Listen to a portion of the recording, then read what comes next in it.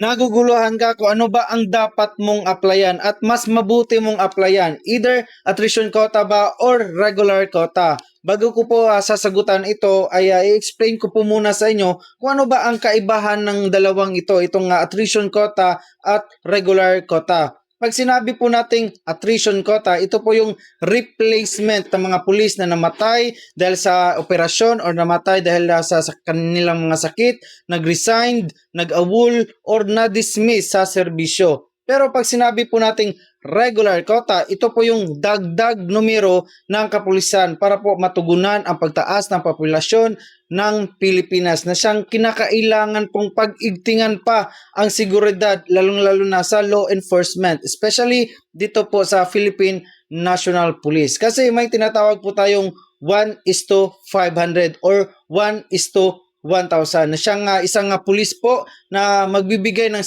serbisyo para po sa 1,000 katao ng pamayanan ng isang lugar.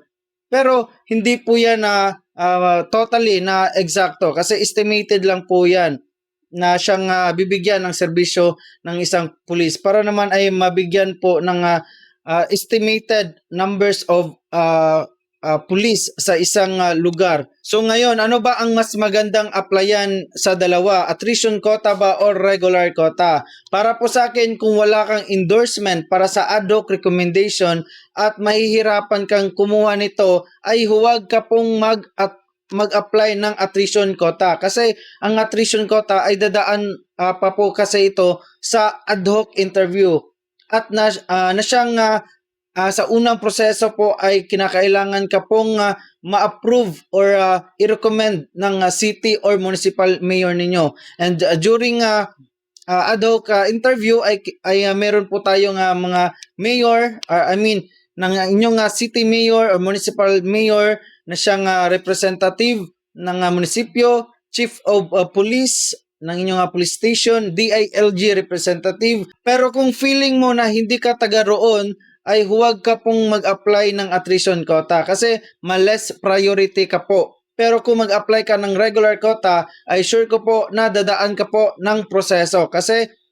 dadaan ka po diretso ng BMI niyan dahil ito po ay regulated ng Police Regional Office Recruitment directly pag ikaw ay regular quota na nag-apply. Pagkatapos ng BMI ay mag-a-announce yan sila ng physical agility test.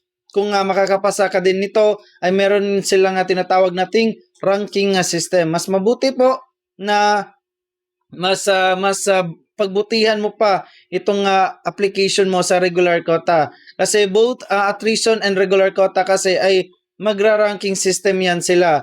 Nakadepende yan kung ano po yung nakuha mong general weighted average ng school ninyo at ng inyong board rating ng board exam at saka itong physical agility test. I-compute po yan nila. Based sa experience ng mga nagdaang quota, lalong-lalo na pag napakaraming aplikante po ngayon and expect na talaga po na meron pong hindi makaproceed ng PNP recruitment, lalong-lalo na during ranking system. Kasi nagko-compute po talaga sila dito para po ay at least man lang hindi yan sila mahihirapan kung paano po sasalain lahat ng mga aplikante. Meron din na noon na draw lots at meron din na ito ranking system. Pero nakadepende po yan kung ano po yung napag-usapan ng ng police regional office na under po kayo. Sinasabi ko lang po sa inyo ang katotohanan kasi ang quota po ay napakaliit lang po. Tulad ng 400 quota or 300 quota or depende. Meron din 250 na quota na isang region. Tapos ang aplikante ay aabot hanggang 3,000 or minsan 4,000 na mga aplikante. So expect na may malalaglag na mga aplikante at hindi siya makaproceed. At again, sayang yung mga application requirements niya. Ito po ay katotohanan po talaga. Kaya sinasabi ko po sa inyo na first, unahin nyo muna ang initial requirement na nakalagay sa table of contents. Kasi yun po yung basis nyo po na kung pag nakapasa kayo ng physical agility test at ng ranking system or depende sa kanila, ay at least man lang hindi masakit para sa iyo dahil maliit lang po yung nagastos mo dahil ito lang po yung initial requirement yung kinuha mo. Pero kung makaka-proceed ka ng medical or neuro, at least dyan ka nakukuha ng iba pang mga requirements para naman ay sure na walang problema sa mga nagastos mo.